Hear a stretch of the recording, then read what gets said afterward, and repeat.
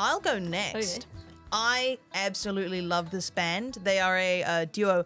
They are The Response.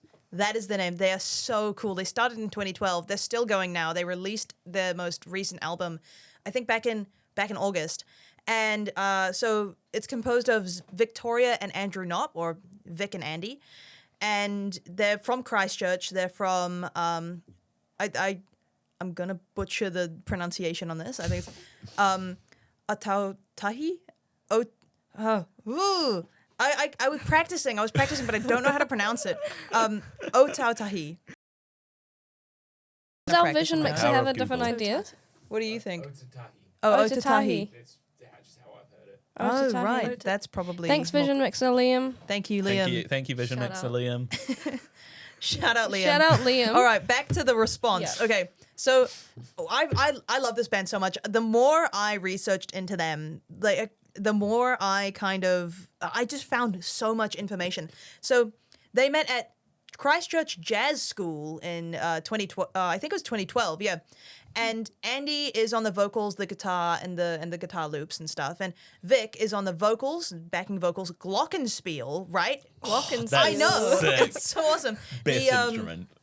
Bass synth, right? The drums and drum sample pads. And I'm just like, this is an amazing duo band. They are now currently kind of alt electronic rock pop. But when they first started out, they were really acoustic. They were acoustic pop. Alternative acoustic pop. And I was listening through their discography, and it's such a journey because they go from barely having any electronics in it at all to just this cool wave kind of synth era that they're in. And it's just brilliant. They've also they've collaborated with a bunch of people, right? And they've done a bunch of covers of people's songs. They did a cover of AC/DC's Back in Black and Big Runger's Drive. But they also did a cover of Good Shirt's Fiji Baby. And Rodney Fisher, the lead singer for them, he contacted them and talked about collaborating with them. And they released an album in 2023 called Art School Dropout, which is absolutely just fantastic. It mixes both that kind of acoustic vibe and also electronic vibe into one. And it's soft and intense. Like, it's so good. I would highly recommend it. They've also been featured on The Rock. They've done concerts with multiple people.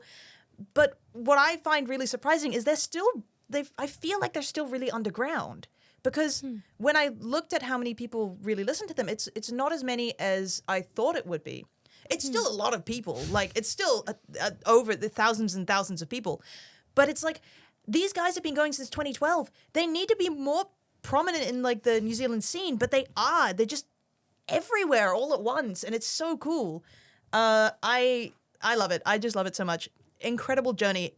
In 2015, I forgot to mention this, they actually moved to Vancouver, right?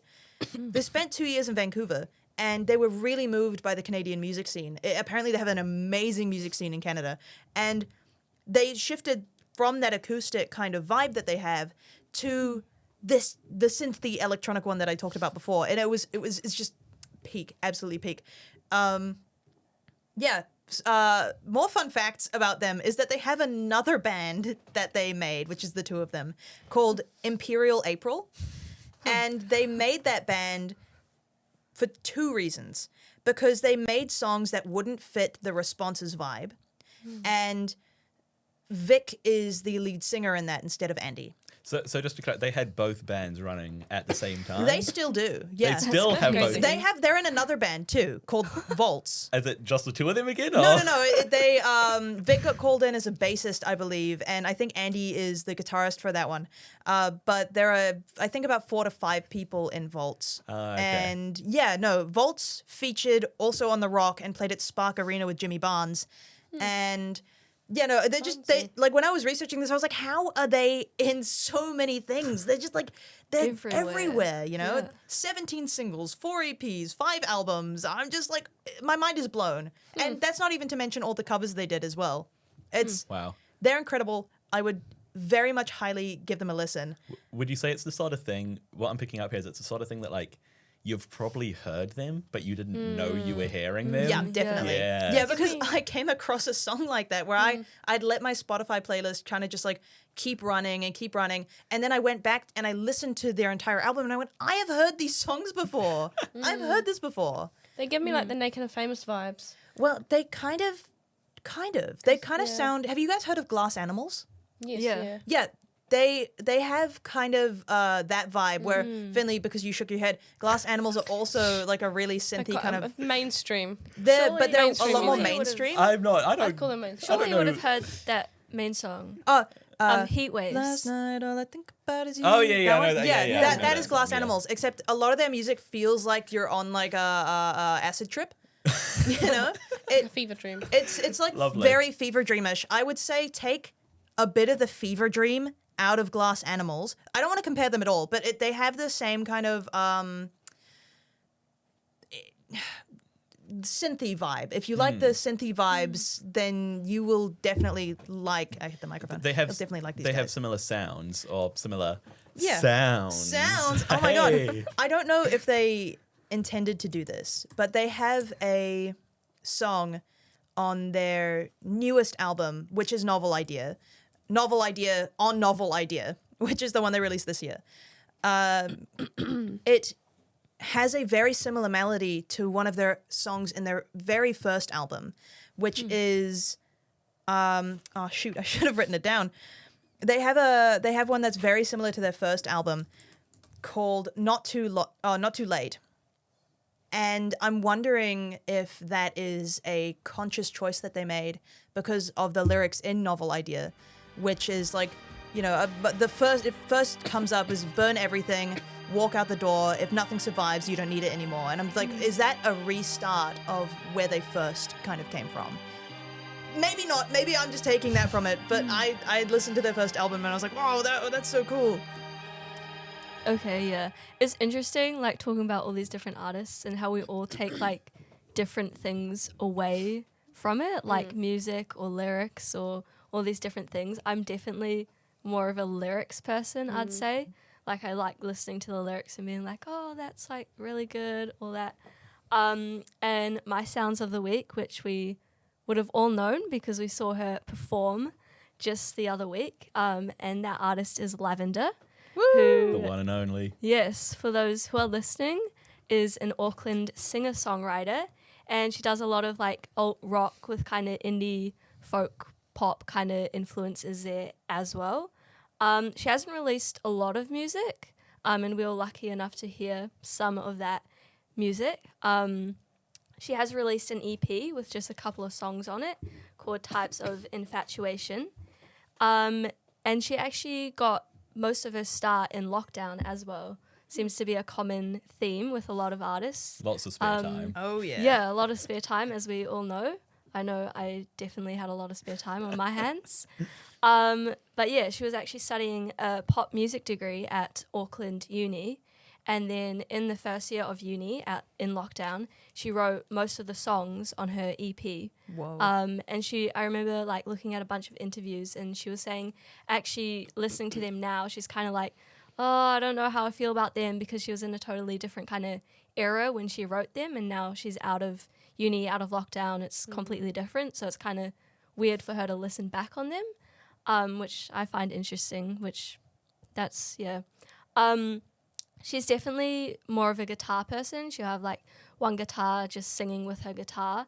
And she actually quoted that she thinks guitars add a certain magic and interest to songs that nothing else quite captures, which I think is so true because I think of when we were there in the room with her playing, the guitar like just is like an extension of her. Yeah. Which is It was really beautiful. Yeah, Oh, it's yeah. really cool. It's very like melodies, like that kind of vibe from her songs.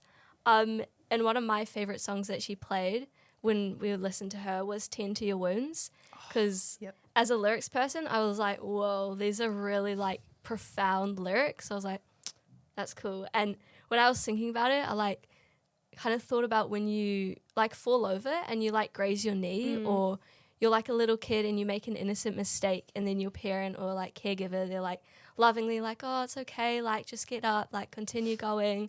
That's exactly what I think her lyrics like feel like.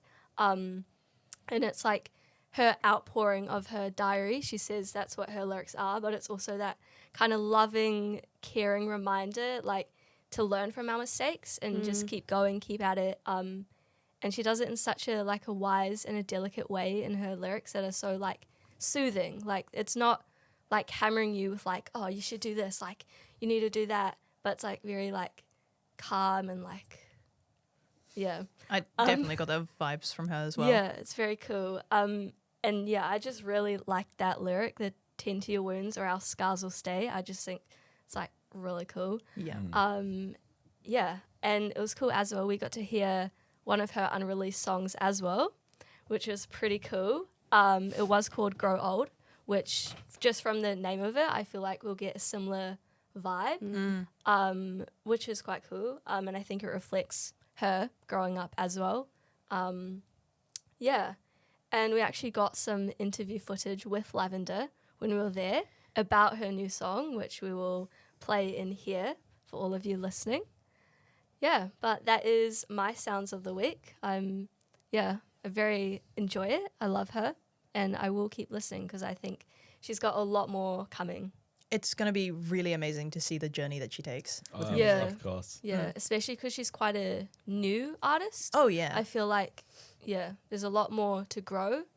But yeah, she's gonna go far, I reckon. One day we'll Definitely. be able to say that we personally Met filmed her. and- Yeah, Shook how, hands with how her, cool you is know? that? Be like, Basically besties. yeah, I interviewed her. I talked to her about Gilmore Girl characters. Yeah. I stood Like- awkwardly behind the camera while you interviewed her. Yeah. Yeah, Yeah. we were all there. What, We were all what there. a privilege. It really was, though. It was amazing. I mean, how many people can say that they get to actually see artists in that kind of way? Yeah. Aside from Sveta, because she knows a lot of artists. Yeah, Like, Yeah, I do yeah. actually. yeah, No, from like personally.